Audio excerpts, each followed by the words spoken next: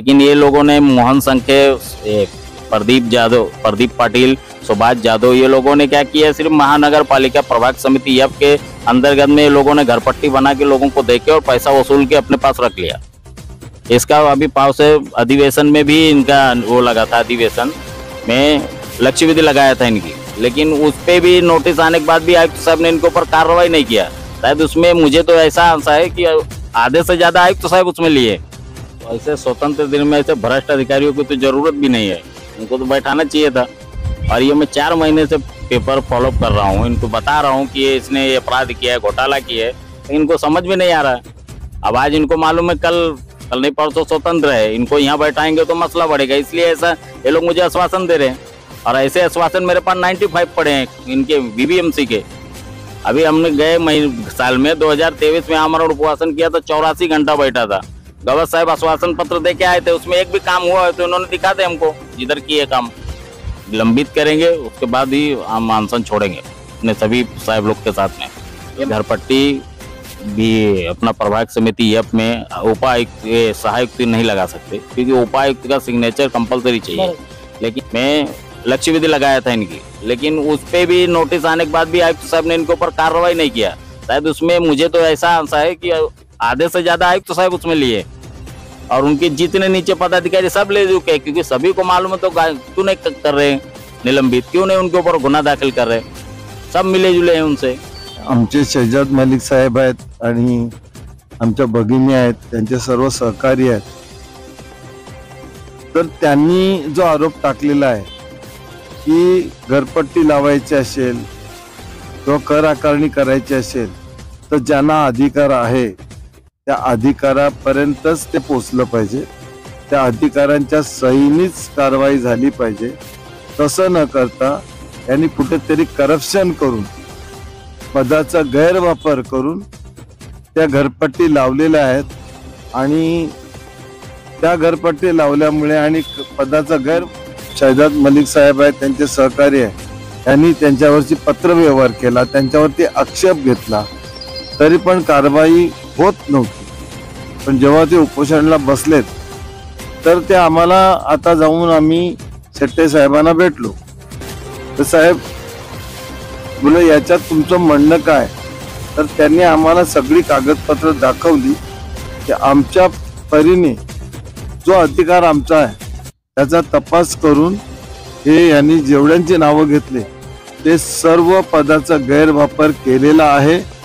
त्यांनी पदाचा गैरवापर करून कारवाई केलेला आहे, त्याच्यामुळे त्यांच्यावरती आम्ही आरोप टाकलेले आहेत। फक्त एवढंच आहे की आम्ही सांगितलं की जर आरोप तुमचे सिद्ध होत असतील तर तुम्ही त्यांना सस्पेंडची ऑर्डर करा। ते बोलले हे अधिकार मला नाही आहेत। आज आयुक्त साहेब मंत्रालयात गेलेत, जर आयुक्त साहेब असते तर त्यांना सस्पेंड करायची ऑर्डर काढली असती, पण त्याच्यामध्ये त्यांनी एक भाग आणखी सांगितला की समोरच्या आरोपींना सुद्धा आम्हाला हिअरिंग द्यावं लागतं, तर त्यांना हिअरिंगची नोटीस दिलेली आहे। खरं म्हणजे त्या हिअरिंगची नोटीस दिली ना त्याची मुदत संपलेली आहे, पण त्यांच्याकडे उत्तर नाही। आमच्या कार्यकर्त्यांचा जो आरोप आहे तो सिद्ध झालेला आहे, पण त्यांचा प्रॉब्लेम असा की आयुक्त नसल्यामुळे शेवटची भूमिका आम्ही घेऊ शकत नाही। तर आम्ही त्यांना लेटर देतो की त्यांचे आरोप सिद्ध झालेले आहेत, पण माझा जो अधिकारामध्ये बसतो तेवढा मी तुम्हाला पत्र देतो, पण आमच्या कार्यकर्त्यांचं म्हणणं आहे की त्यांना सस्पेंड केल्याशिवाय आम्ही इथून आंदोलन उठणार नाही। आणि त्यांचं जर म्हणणं एवढं ठामपणे असेल तर आम्ही आमच्या कार्यकर्त्यांच्या बरोबर आहोत। तर आमचं एकच मत आहे की त्यांना सस्पेंड झालं पाहिजे, कारण या महानगरपालिकेमध्ये एवढा भ्रष्टाचार चाललेला आहे, एवढा भ्रष्टाचार चाललेला आहे की या आयुक्तांची नेहमीच मनमानी कारभार चाललेला आहे। मी यांना एक पेपरला पत्र दिलं होतं की आमच्या ससूनगर भागामध्ये समुद्र किनारी 10 एकर मध्ये सरकारी जागेमध्ये अतिक्रमण करून तिथे गोडाऊन बांधली, तिथे शॉप बांधले, त्याचे फोटो काढले, तरी पण यांनी आजपर्यंत त्याच्यावर कारवाई केली नाही आहे। तर हे असे समजतात की या वसई तालुक्याचे महानगरपालिकेचे आम्ही राजा आहोत, पण हे विसरतात की हा जनतेचा राज्य आहे, डेमोक्रेसी आहे. जर डेमोक्रेसी जर कोण पाळत नसेल तर त्या अधिकाऱ्याला आम्ही त्याची पर्वा करणार नाही, त्यांना त्यांची जागा टाकून देऊ. प्रत्येक अधिकाऱ्यांनी, आयुक्त असेल, त्याच्या वरचा कोण असेल, अगदी सीएम जरी असेल किंवा एखादी चतुर्श्रेणी कामगार जरी असेल, तो जनतेचा सेवक म्हणूनच नोकरी त्यांनी केली पाहिजे. आणि त्यांनी जर मनमानी केली आणि त्यांनी पदाचा गैरवापर केला तर आमचे शहदाद मशीन त्यांनी जे दाखवून दिलेलं आहे त्यांचा सर्व कार्यकर्त्यांना आमचा पाठिंबा राहील.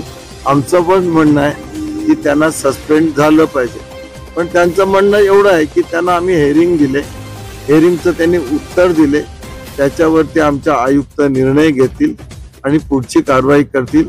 आमच्या तपासामध्ये ते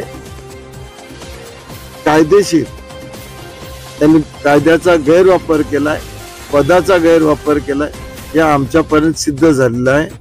पण एवढंच आहे की त्यांना सस्पेंड करायची आमची पॉवर नाही आहे, तर आम्ही सस्पेंड करू शकत नाही. पण जे आमच्यापर्यंत काय तुम्हाला जे पत्र द्यायचं ते आम्ही ते देत आहोत.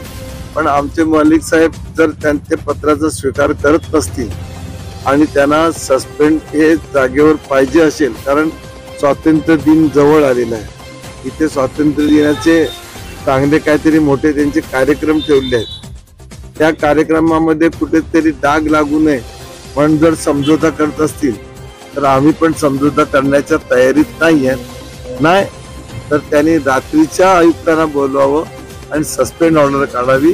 आम्ही आमच्या कार्यकर्त्यांच्या बरोबर आहोत.